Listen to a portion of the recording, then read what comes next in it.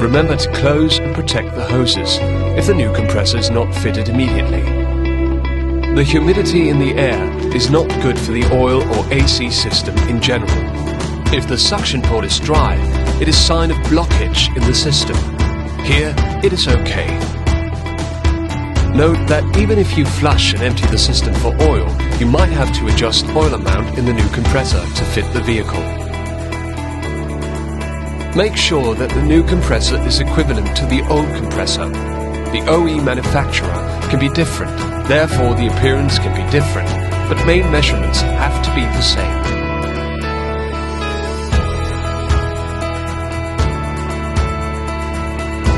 If the label is not readable, find oil and gas type from your data supplier. Flushing is needed in many cases. The condition of the oil in the old compressor will tell if flushing is needed.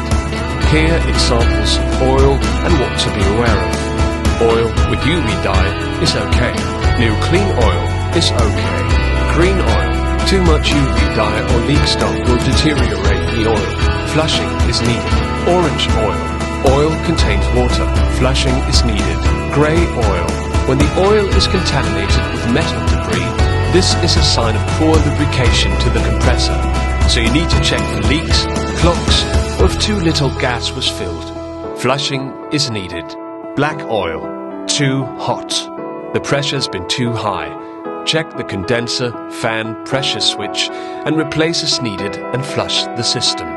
If too much UV dye or leak stuff has been added, it will deteriorate the lubrication of the compressor, and flushing will be needed. The oil is okay on this AC system. We need this info for later adjustment of oil volume. The orifice expansion valve helps keeping the correct pressure in the system and helps to secure evaporation before the gas is circulated back to the compressor. If fluid is recirculated to the compressor, it will be damaged. Always fit new filter dryer. The volume of oil in the old filter must be added to the new filter. Always use new oil for the new filter. Use new O-rings also for the filter.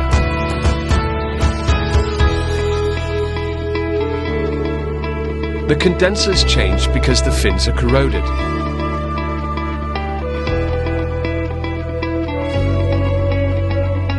Protect the AC system from impurities and air. Change O-rings. You need to compensate for the oil amount in the old condenser, but it is not possible to empty it. So here we use a calculation to find the right oil amount. When flushing is not needed, you must compensate for the oil left in the rest of the system. Normally, this is done by adjusting to the same oil amount as in the old compressor.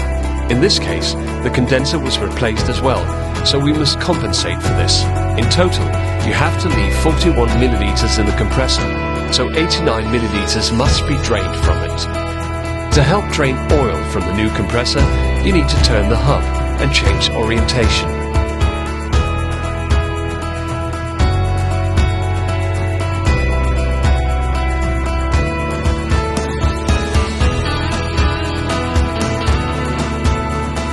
Check that the gas type mentioned on the label of the new compressor is the same as used in the vehicle. R1234YF gas will damage the oil dedicated only for R134A. Install the new compressor properly and according to recommendation by manufacturer of the vehicle.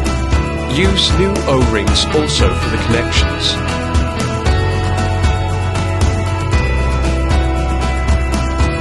Rotate the hub by hand several turns to distribute the oil.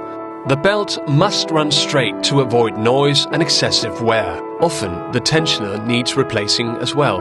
A torn belt may lead to damaged valves if picked up by the timing belt. Find exact filling amount of gas. It is important to evacuate all air from the system. Adding extra gas or too little gas can damage the compressor. When starting up, avoid revving up the car and set AC to minimum. This will allow the oil to return to the compressor. Observe pressure at idle. If too high, stop the engine and find the reason to avoid a breakdown of the compressor. For this car and temperature, the pressures are okay. Make sure you have the right cooling. Plug the holes of the old compressor and use the old box for return of the unit. Also use the plastic bag.